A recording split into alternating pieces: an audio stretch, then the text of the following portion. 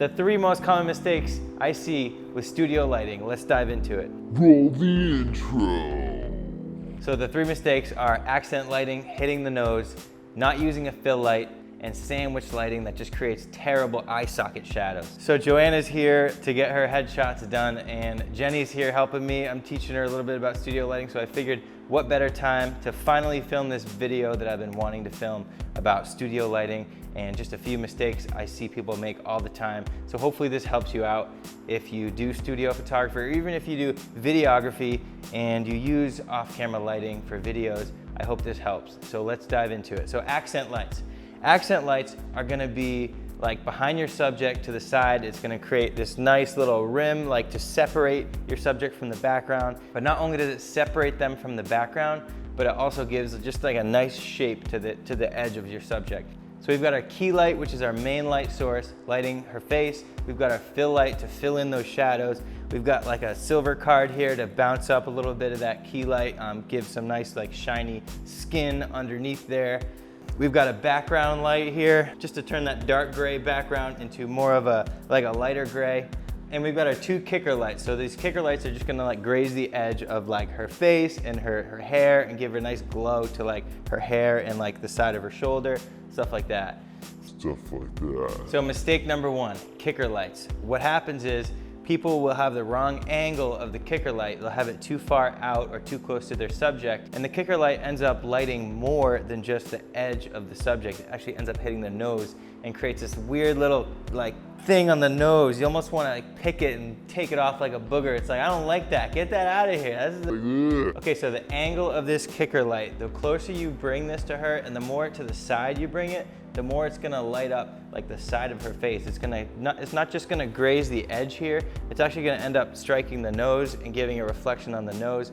And if you have that on both sides especially, it's just not gonna look that good. So the proper way to use a kicker light is to bring it back farther so it's at a very shallow angle of the camera. So what you wanna do is draw a line from the camera to your subject to your kicker. And you don't wanna have that 90 degrees.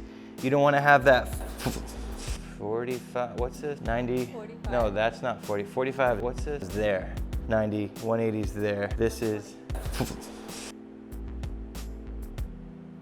what's 90?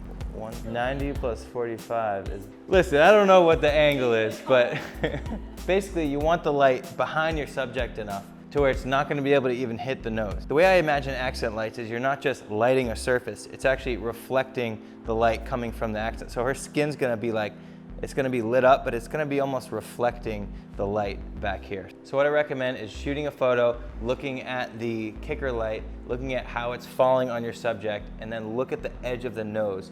Not the center of the nose, because this key light is gonna create like a reflection right in the center of the nose. If you're getting a reflection from your kicker light, it's gonna show up on the side of the nose. So if you're getting a reflection on the side of the nose like that, just bring your kicker light back towards a little bit closer to the back of your subject. So just play with the angle, take some test shots, look at how the accent light is falling on your subject. And I recommend turning the power up like extra, like more than you would need, just so you can see how the light is falling on the subject. And then once you get it right, you can turn the power back down and get the photo.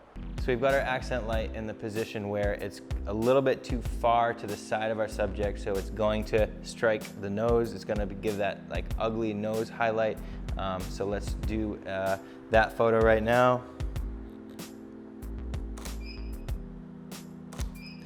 So it's not only hitting your nose, it's also like hitting like inside of the eye and the cheek a little too much. So it's just too strong on the side of the face. So we're gonna angle that accent light even further, almost behind our subject. Let's do one more. Chin, so we chin up just a little bit. So that's way better. And if you change the angle of the accent light and you're still getting that on the nose, what you can do is just have your subject either face the other way or accent the subject from the other side.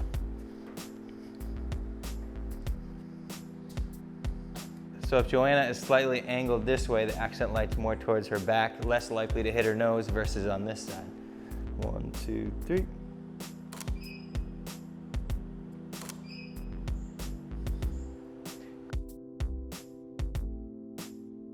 Okay, we made it through. That was accent lights. So now let's talk about fill lights. So a fill light, right behind our camera woman is a fill light, and I'll show you guys on the B-roll. But the only time you're gonna think about having a fill light is when you have a key light, because a key light creates shadows, and a fill light is exactly what it sounds like. It's gonna fill in the shadows. So up here we have a Westcott beauty dish, and it's beautiful light, but again, it's not an enormous light source, and there's gonna be some shadows. Even though we have this silver card to bounce the light back in, it's helping fill it in a little bit. It's still helpful to get a fill light in there just as like a floodlight, just to flood the room. Any shadows that fall on her face are gonna be filled in by the fill light. I recommend using a really large softbox as a fill light, like somewhere near where you're shooting. Don't put it too high, because then that's just gonna create more shadows coming down. If you don't have a super large softbox, you can bounce a speed light off of the ceiling. Just put a speed light off camera, or even put a speed light on your camera and just blast it off the ceiling.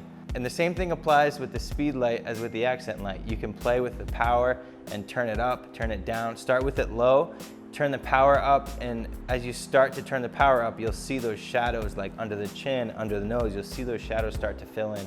And it's just super helpful to like fill in those shadows so it's just not such a harsh, moody lighting. Sometimes you want like a brighter, more airy look to your photos. Okay, here's a bonus. When it comes to fill lights, the biggest mistake I see with fill lights is turning it up too much. You don't want to turn your fill light up too much that it becomes your key, because your key is creating your lighting pattern. Your key is creating that loop lighting under the nose, or creating that Rembrandt lighting with all the shadows. Your key light is supposed to be shaping the face, whether you use an umbrella, a softbox, kind of a harsh light. You want those shadows. That's why you have the key light. That creates the mood. The fill is just supposed to fill it in. So if your fill light is too strong, then you're gonna lose the pattern, the light pattern. You're gonna lose that shaping of your key light. So start with the fill light low and just find that balance of how bright you wanna bring those shadows up. Okay, so the last mistake I see with studio lighting is like sandwich lighting. So this light setup is completely different to what we got going on here. I'm gonna turn everything off and just use these two accent lights as our key lights, just to kind of simulate. I see a lot of videographers use LED panels. Some photographers use LED panels too, and it's like they don't really know what to do with their lighting, so they just stick two big LED panels on the left and on the right of their subject, and it's just kind of like sandwiches them in, and it creates these really harsh shadows in the eye. So let's set that up and you'll be able to see. So we have our two 1x4 softboxes just at the same angle. They're like almost right next to our subject, and the reason this is bad is the eye is a sphere, and when a light comes from here, the inside of the sphere is gonna end up being dark, so you get these dark circles on the inside of the eye.